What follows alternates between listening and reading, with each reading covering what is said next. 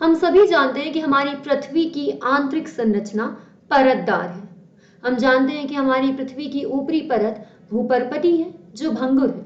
हम जानते हैं हमारी पृथ्वी की भूपर्पटी महाद्वीपों पर अधिक और महासागरों में थोड़ी सी कम मोटाई वाली है। हम जानते हैं हमारी पृथ्वी की दूसरी परत का नाम है मेंटल, जो कि अर्धद्रवित अवस्था में है, क्योंकि यहाँ पर भूपर्पटी से दाब लगता है और कोर से तापमान। किसी भी वस्तु पर दाब लगता है तो वो ठोस बनती है, और किसी भी वस्तु पर तापमान बढ़ाया जाता है तो वो द्रवित अवस्था में आती है। क्यों? आप खुद ही सोचिए, किसी भी पदार्थ पे जब दाब लगेगा तो उसके अणु पास आएंगे, और ठोस वही पदार्थ तो होता है जिसके अणु सबसे ज्यादा करीब होते हैं। तो यहाँ पे हमारा जो मेंटल है, इस पे प्रेशर और टेम्परेचर दोनों की वजह से ये सेमी सॉलिड यानी कि अर्धद्रवित अवस्था में होता है। मेंटल का ऊपरी भाग कहलाता है दुर्बलता मंडल, एस्थेनोस्फीयर। ये वही है जहां से जब ज्वालामुखी फटता है तो जो लावा आता है वो इसी दुर्बलता मंडल से ही आता है। हम जानते हैं कि मेंटल के बाद जो हमें दिखाई देता है वो है कोर, हमारी पृथ्वी की सबसे आंतरिक परत। तो हमारा ये जो कोर है ये भी दो भागों में विभाजित है, बाह्य कोर और आंतरिक कोर। बाह्य कोर यानी कि हमारा आउटर कोर तरल अवस्था में है, लिक्विड है, लेकिन हमारा इनर कोर यानी कि हमारा आंतरिक कोर ये ठोस अवस्था में है। जी हाँ, आप में से बहुत सारे लोग शायद ये बात पहली बार सुन रहे हो, लेकिन हमारा आंतरिक कोर सॉलिड है, ठोस। क्यों? क्योंकि हमारे आंतरिक कोर में जितना ज्यादा टेम्परेचर है उससे भी ज्यादा प्रेशर यानी कि दाब है। तो यहाँ पे हमारा ये जो आंतरिक कोर है इसमें सबसे ज्यादा मात्रा पता है किसकी है? फेरस की, यानी कि लोहे की। तो यहाँ पे क्योंकि लोहे की मात्रा इतनी ज्यादा है, कहाँ पर? आंतरिक कोर में। और बाहरी कोर में क्या है?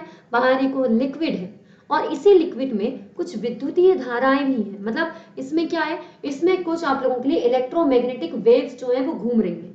तो आप सोचिए कि आंतरिक कोर सॉलिड है और बाह्य कोर में इलेक्ट्रोमैग्नेटिक धाराएं हैं, और तो और आंतरिक कोर में लोहा है।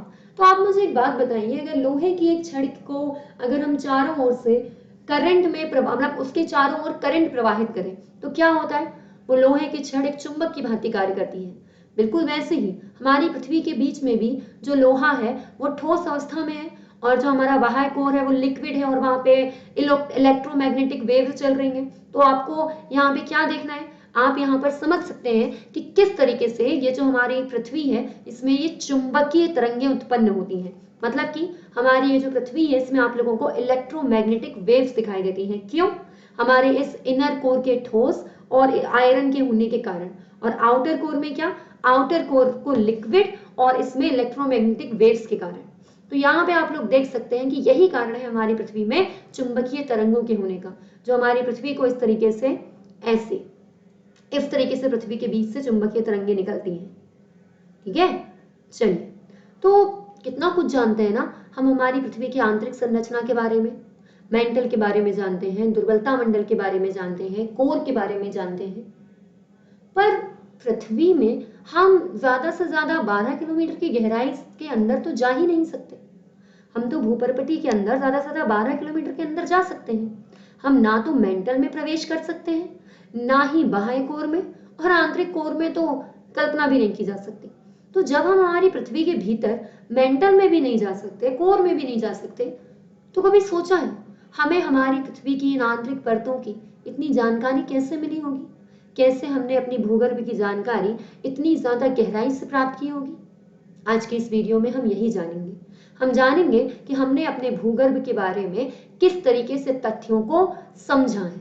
आज हम जानेंगे भूगर्भ की जानकारी के स्रोत। हेलो एवरीवन, मैं हूं अपूर्वा राजपूत। भूगर्भ की जानकारी प्राप्त करने के लिए हम दो प्रकार के स्रोतों का उपयोग करते हैं, प्रत्यक्ष स्रोत और अप्रत्यक्ष स्रोत, यानी कि डायरेक्ट सोर्सेस और इनडायरेक्ट सोर्सेस। हमारे जो प्रत्यक्ष स्रोत हैं उसमें आप लोगों को दिखाई देते हैं वो स्रोत जिन्हें हम प्रत्यक्ष रूप से देख सकते हैं। जैसे कि सबसे अच्छा प्रत्यक्ष स्रोत है धरातलीय चट्टानें। हम क्या करते हैं, अपनी पृथ्वी के अंदर चीजों को पता करने के लिए खुदाई शुरू करते हैं, खनन शुरू करते हैं। तो हम यहाँ पे धरातलीय चट्टानों में खनन के माध्यम से पता करते हैं कि हमारी ये जो पृथ्वी है इसमें अंदर कौन कौन से पदार्थ हैं। और आपको पता है जब हम लोगों ने खनन करने की कोशिश की तो हम कितना खोद पाए? अफ्रीका में हमने सोने को प्राप्त करने के लिए जब खुदाई शुरू की ना, तो हम 3 से 4 किलोमीटर ज्यादा खनन नहीं कर पाए। सोचो, हमारी पृथ्वी की त्रिज्या जो हजारों किलोमीटर में है, हम 3-4 किलोमीटर से ज्यादा नहीं जा रहे। 6371 किलोमीटर तक जाना है पृथ्वी के केंद्र में जाने के लिए, और 3-4 किलोमीटर से आगे हम जा ही नहीं पाते। क्यों? क्योंकि तापमान बहुत ज्यादा बढ़ जाता है। फिर हमारे वैज्ञानिकों ने थोड़ा सा दिमाग लगाया और सोचा कि अपन ना क्या करते हैं, यहाँ पे जमीन वाले भाग पे हम नीचे नीचे जाते हैं, महासागर तो शुरू ही नीचे से होते हैं, तो अपन ना वहां पे खोदना शुरू करते हैं। तो इन्होंने महासागरों में ड्रिलिंग शुरू की और इसे कहा इंटीग्रेटेड ओशन ड्रिलिंग प्रोजेक्ट। जब इन्होंने ये वाला काम किया ना, तो इन्होंने आर्कटिक महासागर में खुदाई शुरू की। पता है कितना खोज पाए? 12 किलोमीटर। लो जी, थोड़ी बहुत उन्नति तो हुई। यहाँ 3-4 किलोमीटर खोद पाए थे, समुद्रों के नीचे गए तो 12 किलोमीटर नीचे से थोड़ी सी चट्टान ला पाए। लेकिन फिर भी हाँ, कुछ नहीं से कुछ सही, थोड़ा बहुत तो पता चल रहा है, लेकिन अभी हमें और ज्यादा भीतर जाना था। तो अब ये प्रत्यक्ष स्रोत तो थोड़ा बहुत काम आया। हम बढ़े अगले प्रत्यक्ष स्रोत की तरफ। अगला प्रत्यक्ष स्रोत है ज्वालामुखी उद्गार। देखो भाई, हम पृथ्वी के अंदर नहीं जा सकते तो क्या हुआ? पृथ्वी के अंदर का पदार्थ तो बाहर आ रहा है ना। ज्वालामुखी में क्या होता है? ज्वालामुखी में हमारी पृथ्वी के अंदर से लावा बाहर आता है। तो अभी तो मुझे और आपको पता है कि मेंटल से आता है, मेंटल के ऊपरी भाग दुर्बलता मंडल से आता है। प्राचीन समय में जब हमारे वैज्ञानिकों को नहीं पता था, फिर भी उन लोगों ने देखा कि ये जो हमारी पृथ्वी है ना, इसका जो ऊपरी भाग है, इस ऊपरी भाग, इस हमारी पृथ्वी के अंदर से कुछ लावा आ रहा है। उन्होंने देखा कि पृथ्वी के आंतरिक भाग से द्रवित रूप में आग निकल रही है। तो वो लोग समझ गए कि पृथ्वी के अंदर कुछ ना कुछ लिक्विड फॉर्म में तो है, तभी तो ये लावा द्रवित अवस्था में आता है। उस समय वैज्ञानिक ये नहीं जानते थे कि ये मैग्मा कितनी गहराई से आ रहा है, कहाँ से आ रहा है। हाँ, पर इतना अंदाजा जरूर लग गया था कि हमारी पृथ्वी के अंदर लिक्विड अवस्था में, द्रवित अवस्था में कुछ जरूर है, जहां से ये लावा द्रवित अवस्था में आ रहा है। इसी के साथ उन्होंने इस लावा पे बहुत ज्यादा शोध किया कि ये कौन कौन से पदार्थों से मिलकर बना है। चलिए, तो अब ये तो हो गए प्रत्यक्ष स्रोत। हमारे वैज्ञानिकों ने कुछ अप्रत्यक्ष स्रोतों का भी उपयोग किया। अप्रत्यक्ष स्रोत मतलब जिनसे कुछ थोड़ा बहुत अनुमान लगाया। तो अप्रत्यक्ष स्रोतों में आता है उल्काएं। अब देखो उल्काएं क्या होती हैं। तो मैंने आप लोगों को अगर याद हो तो इस 60 डेज रिवीजन सीरीज की पहली वीडियो में ही उल्का पिंड यानी कि मीटियोर्स के बारे में बताया था। आप जानते हैं कि हमारे सौर मंडल में स्वतंत्र रूप से घूमने वाले पत्थर उल्का कहलाते हैं। जब ये पृथ्वी के वायुमंडल में प्रवेश करते हैं तो वायुमंडल की जो तीसरी परत है, मध्यमंडल, उसमें पहुंच के घर्षण के कारण इनमें आग लग जाती है और ये वही राख बन जाते हैं। परंतु जब कभी कोई अधजला भाग हमारी पृथ्वी पे गिर जाता है उल्का का, तो उसे हम उल्का पिंड कहते हैं। स्वतंत्र रूप से घूमने वाला मीटियोरॉइड, डी आएगा लास्ट में। जो जल गया है, जो मध्यमंडल में जला है, वो क्या है? वो मीटियोर है। और कभी अगर अधजला भाग धरती पे गिर जाता है तो वो मीटियोरॉइड है। चलिए, तो यहाँ पे होता क्या है, आपको पता है, हम लोग अगर कभी केक लेने जाते हैं, आप लोगों का बर्थडे कब आता है मुझे कमेंट बॉक्स में जरूर बताना, ठीक है? तो जब हम लोग अपने बर्थडे वगैरह पे केक लेने जाते हैं, मान लो बहुत बड़ी पार्टी है, आपने मुझे भी बुलाया है, बुलाओगे ना? आई थिंक एग्जाम पास करने के बाद तो बुलाओगे, पार्टी तो दोगे। तो यहाँ पे जब आप लोग अपने बर्थडे पे केक लेकर के आते हो, तो क्या होता है, बहुत बड़ा केक लेके आ रहे हैं और हमें उसे टेस्ट करना है। तो हम क्या करते हैं, उस केक की एक पेस्ट्री मंगा लेते हैं कि भैया जिस फ्लेवर का ये केक है ना, उसकी आप हमें एक पेस्ट्री दे दो, तो हम टेस्ट करके देख लें कि ये केक कैसा लगता है, फिर हम इसे ऑर्डर करेंगे। तो आपने देखा कि इसको यूज करने से पहले हमने पेस्ट्री देख ली। तो वैसे ही हमारी पृथ्वी के अंदर तो नहीं जा पा रहे, पर वैज्ञानिकों का अनुमान होता है कि जिस तरीके के पदार्थों से हमारी पृथ्वी बनी है, उन्हीं तरीके के पदार्थों से ये उल्का पिंड आया है। तो ये उल्का पे रिसर्च करके ये सोचते हैं कि हमारी पृथ्वी किस तरीके के पदार्थों से मिलकर बनी है। अब हो सकता है किसी के मन में विचार आया हो कि मैडम ये जो उल्का पिंड है, ये हो जरूरी थोड़ी ना है कि पृथ्वी का ही टूटा हुआ भाग हो सकता है ये किसी शुद्ध ग्रह का टूटा हुआ भाग हो, किसी धूमकेतु का, पॉसिबल है। लेकिन जहां तक हमारे अंदाजे का सवाल है, हम मानते हैं कि किसी न किसी ग्रह का टूटा हुआ भाग है और सारे के सारे ग्रह एक ही जनक पदार्थ से बने होंगे, तो उम्मीद पे दुनिया कायम है। हम यही सब सोच के उल्का पिंड का अध्ययन करते हैं कि हमें पता चल जाए। चलिए, अगला अप्रत्यक्ष स्रोत है उल्का के बाद गुरुत्वाकर्षण बल। आप सभी जानते हैं कि ये जो गुरुत्वाकर्षण बल है ना, ये हर जगह अलग अलग लगता है। केंद्र से गुरुत्वाकर्षण बल लगना शुरू होता है और ध्रुवों तक पहुंचता है। तो अगर मैं आपसे कहूं तो हमारी पृथ्वी कैसी है? हमारी पृथ्वी चपटी है। चपटी मतलब ध्रुवों से थोड़ी सी चपटी है और भूमध्य रेखा से उभरी हुई है। तो होता क्या है? होता यह है कि केंद्र से गुरुत्वाकर्षण बल लगता है, तो आप यहाँ देखो, केंद्र से ध्रुवों की दूरी कम है और केंद्र से भूमध्य रेखा की दूरी ज्यादा है। इसीलिए हम देखते हैं कि ध्रुवों पे गुरुत्वाकर्षण बल भूमध्य रेखा की अपेक्षा क्या होता है, ज्यादा होता है। इस बात को याद रखिएगा, ध्रुवों पे गुरुत्वाकर्षण बल ज्यादा लगता है किसके कंपैरिजन में, भूमध्य रेखा के कंपैरिजन में। क्यों? क्योंकि ध्रुवों से केंद्र की दूरी कम है। अब आपको देखना है कि अगर एक ही अक्षांश रेखा है जो केंद्र से बराबर दूरी पे है तो वहां तो ग्रेविटेशन फोर्स बराबर लगना चाहिए, और ऐसा नहीं होता। क्यों? हम देखते हैं कि एक ही अक्षांश रेखा पे अलग अलग गुरुत्वाकर्षण बल लगता है। जब हमारे वैज्ञानिकों ने यह समझा तो वो एक चीज का अंदाजा लगा गए, उनको समझ में आ गया कि हमारी पृथ्वी के अंदर जो पदार्थ हैं वो अलग अलग द्रव्यमान वाले हैं। इसीलिए हमारी पृथ्वी पे एक ही अक्षांश जो केंद्र से बराबर दूरी पे है उनमें भी गुरुत्वाकर्षण बल अलग अलग है। इसके अलावा चुंबकीय शक्ति, जब हमारे वैज्ञानिकों ने देखा कि हमारी पृथ्वी में एक मैग्नेटिक फील्ड, एक चुंबकीय क्षेत्र दिखाई देता है, तब भी उन्हें कुछ ना कुछ महसूस हुआ। उन्होंने कुछ अनुमान लगाया कि पृथ्वी में अंदर कहीं ना कहीं अधिक मात्रा में लोहा होगा और कुछ विद्युत जैसा उसके आसपास घूम रहा होगा। तो चुंबकीय क्षेत्र, गुरुत्वाकर्षण बल, ये सब इनडायरेक्ट सोर्सेस है। इन्हीं इनडायरेक्ट सोर्सेस में एक और है, भूकंपीय तरंगे। और ये सबसे बड़ा स्रोत है जिसके माध्यम से हमारे वैज्ञानिकों को ये पता चला कि ये जो हमारी पृथ्वी है इसकी आंतरिक परतें किस तरीके की है, कौन सी परत सॉलिड है, कौन सी परत लिक्विड है। चलिए, आप सभी जानते हैं कि भूकंप क्या होता है। जब हमारी पृथ्वी की परतों के बीच एक कंपन महसूस होता है तो हम उससे भूकंप कहते हैं। भूकंप में क्या होता है, ये भूकंप एक ऊर्जा के माध्यम से फैलता है। जैसे आप एक कांच के कटोरे में पानी भरिए और एक किनारे पे उस पे से प्रहार कीजिए, तो आप क्या देखेंगे, वो आपने यहां तक प्रहार किया तो दूसरे कोने तक वो लहरें जाएंगी। वैसे ही क्या होता है, जैसे ये जो प्लेटें हैं ये टूटती हैं तो यहां से भी ऊर्जा विमुक्त होती है और उसके माध्यम से कंपन होता है। तो भूकंप कैसे फैल रहा है, तरंगों के माध्यम से। अब ये भूकंपीय तरंगे भी ना दो प्रकार की होती हैं, बॉडी वेव और सरफेस वेव। बॉडी वेव को हम क्या बोलते हैं, भूगर्भिक तरंगे, और सरफेस वेव कही जाती हैं धरातलीय तरंगे। भूगर्भिक तरंगे वो होती हैं जो भूकंप के उद्गम केंद्र से निकलती हैं। उद्गम केंद्र मतलब ये भी देख लीजिए, ये जो भूकंप होता है ना, ये कहाँ से शुरू होता है, स्थल मंडल से। स्थल मंडल मतलब करीब 200 किलोमीटर नीचे से। भूपर्पटी जो लगभग हम 100 किलोमीटर तक की मान लेते हैं, और मेंटल का ऊपरी भाग 100 किलोमीटर तक का, इसको अपन बोलते हैं स्थल मंडल। तो ये जो स्थल मंडल है ना, इसमें बिल्कुल नीचे जहां पे प्लेटें बिल्कुल जमी हुई हैं वहां से स्टार्ट होता है भूकंप, इसे कहते हैं उद्गम।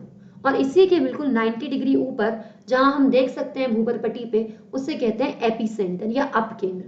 तो ये जो उद्गम केंद्र होता है ना, यहाँ से जो तरंगे निकलना स्टार्ट होती हैं इन्हें कहा जाता है भूगर्भिक तरंगे, या फिर कौन सी तरंगे, बॉडी वेव्स।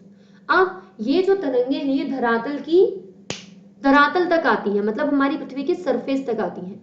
तो जब ये सरफेस तक आती है ना तो कुछ और नई तरंगे उत्पन्न होती हैं। तो भूगर्भिक तरंगे जब धरातल तक आती हैं और कुछ नई तरंगे उत्पन्न होती हैं, उन्हें कहा जाता है सरफेस वेव या फिर धरातलीय तरंगे। अब देखिए, अब होता क्या है, भूगर्भिक तरंगे भी कितने प्रकार की हैं, दो प्रकार की, पी वेव और एस वेव। और धरातलीय तरंगे यानी कि सरफेस वेव भी दो तरीके की हैं, एल वेव और आर वेव। तो आपको समझना है कि ये पी वेव, एस वेव क्या है, एल वेव, आर वेव क्या है। पहले ना मैं आपको ये बता देती हूँ, एल और आर ये धरातलीय तरंगे हैं जो जमीन के ऊपर आएंगी। इनमें ज्यादा अंतर नहीं है, बस जो एल वेव है वो कुछ ज्यादा ही बड़े उभार और गर्त बनाती है, एंड दी आर वेव ये क्या करती है, ये बहुत बड़े उभार और गर्त नहीं बनाती। व्हाट आई मीन टू से, उभार एंड गर्त, ये जो ऊपर वाला भाग है ना ये उभार है और इसको गर्त कहते हैं। अब देखिए, अब आना आप लोग, बस अगर आप में से कोई भी इस वीडियो को एक सॉन्ग जैसे सुन रहा है तो अब ध्यान लगाओ, अब बहुत टिपिकल चीजें स्टार्ट हो रही हैं। ये जो भूगर्भिक तरंगे थी ना, बॉडी वेव, ये मैंने बताया दो तरीके की हैं, पी वेव और एस वेव। तो पी वेव का मतलब होता है प्राइमरी वेव। पी वेव का मतलब क्या होता है, प्राइमरी वेव, प्राथमिक तरंगे। तो ये जो पी वेव है ना, इनको प्राइमरी वेव, प्राथमिक तरंगे क्यों कहते हैं, क्योंकि ये पृथ्वी के धरातल तक पहले पहुंच जाती है। अब देखिए, इनकी सबसे बड़ी विशेषता क्या है, इनकी सबसे बड़ी विशेषता ये है कि जो पी वेव है वो गैस, तरल और ठोस तीनों ही प्रकार के पदार्थों से गुजरती हैं। मतलब पी वेव ध्वनि तरंगों जैसी होती हैं, जो गैस में भी गति कर लेती हैं, तरल में भी गति कर लेती हैं और ठोस में भी गति कर लेती हैं। अब ये तो हो गई पी वेव। एस वेव के बारे में सुनिए। एस वेव होती है द्वितीयक तरंगे, सेकेंडरी वेव। ये पी वेव के बाद धरातल तक पहुंचती हैं। और सबसे बड़ी विशेषता जो आप नोट कर लो, अगर आपको ये समझ में आया ना तो ये लाइन मुझे कमेंट में लिख के जरूर बताना। कि जो एस वेव है वो केवल और केवल ठोस पदार्थों में ही चलती है। एस वेव केवल और केवल ठोस माध्यम में ही गति करती है। यही सबसे बड़ी विशेषता है जिसके माध्यम से हमारे वैज्ञानिक ये पता कर पाए कि हमारी ये जो पृथ्वी है इसकी कौन सी लेयर सॉलिड है, कौन सी लिक्विड है। अब एक सवाल उठता है कि पी वेव हेलीकॉप्टर पे आ रही है क्या, और एस वेव तांगे में आ रही है क्या? पी वेव पहले क्यों पहुंच जाती है, एस वेव धीमे क्यों पहुंचती है? क्योंकि इनके चलने का तरीका भिन्न है। भिन्न है मतलब देखो, पी वेव कैसे चलती है? पी वेव चलती है संकुचन और फैलाव के माध्यम से। संकुचन और फैलाव मतलब कंप्रेशन एक्सपेंशन। ये मैंने आपको यहाँ दिखा रही हूँ, आप देखो इस डायग्राम में, ये ऊपर यहाँ पे ये देखो, ये पी वेव ऐसी फैली हुई है, उसके बाद ये इस तरीके से क्या करती है, कंप्रेस होती है, फिर फैलती है, फिर कंप्रेस होती है, फिर फैलती है। इस तरीके से कौन चलती है? P wave. और पता है एस वेव कैसे चलती है? एस वेव चलती है उभार और गर्त बनाते हुए। लुक एट हियर, ये देखो, ये उभार गर्त, उभार गर्त। तो आप खुद सोचो कि अगर कोई वेव इन दो तरीकों से जा रही है तो कौन सी वेव पहले पहुंच जाएगी धरातल तक? तो इनमें से कौन सी वेव पहले पहुंचेगी? पी वेव, क्योंकि पी वेव संकुचन फैलाव के माध्यम से जाती है और एस वेव उभार और गर्त, इसलिए एस वेव पहले पहुंच जाती है सरफेस तक। अब आप लोगों को देखना है कि इतना तो आपको समझ में आ गया। अब एक मेन चीज है छाया क्षेत्र या फिर शेडो जोन। सवाल उठता है कि भूकंप का छाया क्षेत्र क्या होता है? छाया क्षेत्र ना ये भूकंपीय तरंगों का होता है, शेडो जोन होता है हमारी सिस्मिक वेव्स का। तो भूकंपीय तरंगों का छाया क्षेत्र आपका समझना बहुत जरूरी है। आपने कई बार सुना होगा कि दिल्ली में आया एक बहुत भयंकर भूकंप, इतने लोगों की मृत्यु, इतनी बड़ी बिल्डिंग गिर गई। लेकिन होता क्या है, दिल्ली में इतना बड़ा भूकंप आया, हमने तो न्यूज चैनल से देखा, द हिंदू से पढ़ लिया, लेकिन एमपी वालों को पता ही नहीं चला। मतलब इतनी पास पास एक ही देश के दो राज्य, पर एमपी में पता ही नहीं चला जब तक न्यूज में नहीं देखा। वैसे आपको पता है जापान में भूकंप आया, इंडिया वालों को पता ही नहीं। तो ऐसा कैसे होता है? ये सब इसीलिए होता है क्योंकि जो भूकंपीय तरंगे हैं वो कुछ कुछ क्षेत्रों में नहीं जाती। तो ये होता है कि भूकंपीय तरंगे जिन क्षेत्रों में अभिलेखित नहीं होती उसे शेडो जोन कहा जाता है। हर भूकंप का उद्गम केंद्र अलग होता है, इसलिए हर भूकंप का शेडो जोन यानी कि छाया क्षेत्र भी अलग होता है। अब ना आप मेरे साथ डायग्राम से देखिए। चलो सबसे पहले आप यहाँ देखो, फिर मैं आपको एक गवर्नमेंट वेबसाइट का एनिमेशन भी दिखाऊंगी। सबसे पहले आप देखो कौन से डायग्राम को, देखो आपको किससे ज्यादा समझ में आएगा, इस डायग्राम को देखो, ये कलरफुल वाले को, ये मेरे पीछे।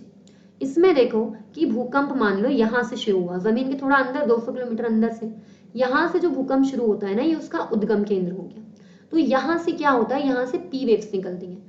तो ये पी वेव कहाँ तक पहुंचती है? इस तरीके से पहुंचते पहुंचते पहुंचते पहुंचते ये 105 डिग्री के कोण तक पहुंच जाती है। 105 डिग्री का कोण कैसे बना? यहाँ पे चांदा रखो यहाँ पे और 105 डिग्री का कोण बनाओ, यहाँ तक पी वेव पहुंच जाती है। उसके बाद पता है क्या होता है? उसके बाद ये जो पी वेव है ये 145 तक भी पहुंच जाती है। दोनों साइड 105 तक पहुंच गई और 145 तक पहुंच गई। सवाल उठता है कि 105 से 145 के बीच पी वेव नहीं पहुंचती, 105 से 145 के बीच पी वेव नहीं पहुंचती। तो ये कहलाता है पी वेव का छाया क्षेत्र, यानी कि पी तरंगों का शेडो जोन। अब मैं आपसे एस वेव की बात करती हूँ। पता है एस वेव कैसी होती है? एस वेव इस तरीके से जाती है, रुको मैं जूम करती हूँ,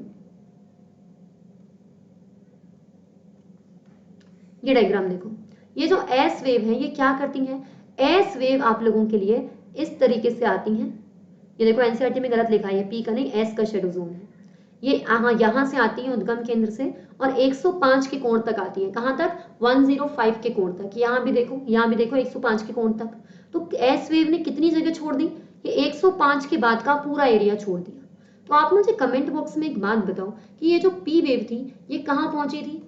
यही होगा ना। देखो ये इतने भाग में 105 से 145 में पी भी नहीं पहुंची थी, एस भी नहीं पहुंची। तो इतना जो भाग है ये तो दोनों का छाया क्षेत्र हो गया, पी का भी और एस का भी। और अब मैं आपसे बोलूं कि पी और एस में से किसका छाया क्षेत्र बड़ा है, किसका शेडो जोन बड़ा है? तो देखो एस का बड़ा है ना, क्योंकि इतने एरिया में एस नहीं पहुंच रही, पी तो केवल यहाँ और यहाँ इतने में नहीं पहुंच रही थी। तो एस का शेडो जोन बड़ा होता है। अब आपको शेडो जोन समझ में आया? अगर ये समझ में आया तो आपके मन में ना आप कुछ प्रश्न उठेंगे, एक एक करके मैं आपके हर प्रश्न का उत्तर दूंगी। सबसे पहला प्रश्न, एस वेव इस तरीके से कोर को पार करके नीचे तक क्यों नहीं जाती? एस वेव इस लाइन के बाद जाती नहीं है। क्यों? क्योंकि वो क्रोड को पार नहीं करती। इसका कारण क्या है? इसका कारण ये है कि जो अपनी एस वेव है ना, वो क्या करती है? केवल ठोस में गति करती है। और हमारा बाह्य कोर कैसा है? लिक्विड। बाह्य कोर कैसा है? लिक्विड है। इसीलिए जो हमारी एस वेव है वो बाह्य कोर के अंदर नहीं गई, यहां से ऐसे चली गई थी। ये जो अंदर जा रही है पी है। तो आप सवाल उठ रहा है कि एस वेव इसलिए नहीं गई क्योंकि बाह्य कोर लिक्विड है। अरे अरे अरे, एक और सवाल, जब एस वेव केवल सॉलिड में जाती है तो फिर वो मेंटल में से क्यों निकल गई? मेंटल तो सेमी सॉलिड है, अर्धद्रवित है। जी हाँ, मेंटल सेमी सॉलिड है ना, तो उसमें लिक्विड के साथ सॉलिड के भी कुछ अणु हैं, वहां से एस वेव गति कर गई, तो वो सेमी सॉलिड है, इसलिए मेंटल में से ये जो है हमारी एस वेव वो आ गई, एस तरंग आ गई। लेकिन बाह्य कोर पूरा लिक्विड है, इसीलिए उसके आगे नहीं गई, बाह्य कोर से ऐसे मुड़ गई। तो एस वेव अपने स्थल मंडल में गई, मेंटल में गई, लेकिन बाह्य कोर में प्रवेश नहीं किया। चलिए, अब आपके मन में ना एक और सवाल होगा कि मैडम पी वेव तो आपने बताया था ठोस द्रव गैस तीनों में गति करती है, तो फिर पी वेव को तो हर जगह पहुंचना चाहिए ना, पी वेव का तो कोई शेडो जोन होना ही नहीं चाहिए, फिर 105 से 145 के बीच ये पी वेव का शेडो जोन क्यों है? Interesting question. देखिए, ये है तरंगों के अपवर्तन की वजह से। आप लोगों ने कभी कांच की ग्लास में पानी भर के उसमें पेन डाला है? ये ना आपको प्राइमरी क्लास में या मिडिल स्कूल में एक्सपेरिमेंट कराया जाता था। नहीं किया हो तो अभी कर लेना, कांच की ग्लास में पानी भरना और एक पेन डालना, ज्यादा महंगा वाला नहीं, 2 रुपए वाला डाल लेना, और पीछे वाले साइड से डालना जिससे खराब ना हो, नहीं तो मुझसे बोलोगे कि मैडम पैसे बर्बाद हो गए। तो आप जब वो पेन डालोगे ना, तो आप पता है क्या देखोगे? वो पेन इतना तिरछा है, पर पानी के अंदर ये जो इतना पेन है ना, जो इतना पानी के अंदर है, वो कुछ ज्यादा ही तिरछा दिखता है। ऐसा क्यों? क्योंकि हमें वो पेन दिख रहा है प्रकाश की वजह से, और प्रकाश क्या करता है? एक माध्यम से दूसरे माध्यम में जाने पे प्रकाश विसरित होता है, अपवर्तित होता है। तो वायु कैसा माध्यम था? विरल, क्योंकि वायु के अणु दूर दूर थे, और जल, जल के अणु थोड़े पास है, तो यहाँ पे जो प्रकाश की किरण है वो इस तरीके से थोड़ी सी ज्यादा टेढ़ी होती है। आपको याद होगा तारे क्यों टिमटिमाते हैं? वो भी इसी कॉन्सेप्ट के लिए, इसी कॉन्सेप्ट के कारण टिमटिमाते हैं। अब यहाँ देखो, पी वेव पहले स्थल मंडल तक आई, ठोस था, मेंटल में भी कुछ ठोस पदार्थ था, लेकिन पी वेव जैसे ही कहाँ पे आती है? पी वेव जैसे ही एंटर करती है बाह्य कोर में, उसका जो माध्यम है वो परिवर्तित हो गया। अधिक सघन माध्यम था ठोस, अब कम सघन माध्यम आ गया, तो ऐसे करके वो मुड़ जाती है। यहां तक पहुंची, मुड़ गई, यहां तक पहुंची, मुड़ गई। क्यों मुड़ गई? क्यों विक्षेपित हो गई? माध्यम में परिवर्तन की वजह से। तो यहाँ पे ये विक्षेपित हो जाती है। उसके बाद क्या होता है? उसके बाद फिर से स्थल मंडल, मेंटल वाला भाग आ गया, फिर ऐसे पहुंच गई। इसीलिए पी वेव का भी शेडो जोन बन जाता है। तो पी वेव और एस वेव दोनों का शेडो जोन अलग अलग है। अब बात समझ में आई आपको? पहला सवाल था आपका, एस वेव ने बाह्य कोर को प्राप्त क्यों नहीं किया, पार क्यों नहीं किया? क्योंकि बाह्य कोर कैसा था? लिक्विड था। दूसरा सवाल, मेंटल में से क्यों निकली एस वेव? क्योंकि मेंटल सेमी सॉलिड था। तीसरा सवाल, पी वेव का शेडो जोन क्यों बना? इसीलिए बना क्योंकि जो पी वेव है वो जब बाह्य कोर में अधिक सघन माध्यम से कम सघन माध्यम में आई तो वो विक्षेपित हो गई। इतनी चीजें आपको समझ में आई? देखो, अब जरूरी नहीं है जब भी आप डायग्राम बनाओ तो यहीं पे उद्गम केंद्र बनाओ फिर ऐसे बनाओ, नहीं, आप कहीं भी उद्गम केंद्र रखो। जैसे ये वाले डायग्राम में यहाँ उद्गम केंद्र है, तो 105 यहाँ तक, यहाँ तक क्या होगा? यहाँ तक आपको दिखाई देगा पी वेव, और उसके बाद यहाँ पे भी दिखाई देगी पी वेव। 105 तक पी और एस दोनों आएंगी, यहाँ पे भी पी और एस दोनों आएंगी, और यहाँ पे सिर्फ पी आएगी। तो आपको देखना है जहां शेडो जोन है वहां पे आप लोगों को कभी भी भूकंप महसूस नहीं होगा। चलो, ये चीज ना एक बार मेरे साथ यहां देख लो। ये देखो, दिखाई दे रहा है किस तरीके से ये ऊपर से वेव्स निकल रही हैं और जा रही हैं। ये देखो शेडो जोन, ये पी और एस दोनों है, तो इसमें देखो ये जो आपको दिखाई दे रहा है ये ब्लैक ब्लैक, ये दोनों का शेडो जोन है, पी का भी एस का भी। और एस का तो ये यहां भी नहीं आएगी, एस इस इलाके में भी नहीं आएगी। तो ये है आप लोगों का शेडो जोन, जिसे आपने एनिमेशन से भी देख लिया है। चलिए, सो आई थिंक कि आपको ये टॉपिक समझ में आ गया होगा, हमारी पृथ्वी की आंतरिक संरचना के स्रोत। अब मैं आपसे मिलूंगी अगली वीडियो में, और अगली वीडियो में हम लोग क्या कवर करेंगे? अगली वीडियो में हम लोग कवर करेंगे महाद्वीपीय प्रवाह सिद्धांत, यानी कि कॉन्टिनेंटल ड्रिफ्ट थ्योरी। तब तक इस वीडियो को प्लीज लाइक कर और दोस्तों आप देख सकते हैं कि जैसे ही आप अनअकैडमी प्लस का सब्सक्रिप्शन लेते हैं तो यहाँ पे आपको एक रेफरल कोड, एक डिस्काउंट कोड के लिए ऑप्शन मिलता है। और जैसे ही आप यहाँ पर अपूर्वा 23 डालकर अप्लाई करते हैं तो आप देख सकते हैं कि यहाँ पे प्राइस कम हो चुके हैं।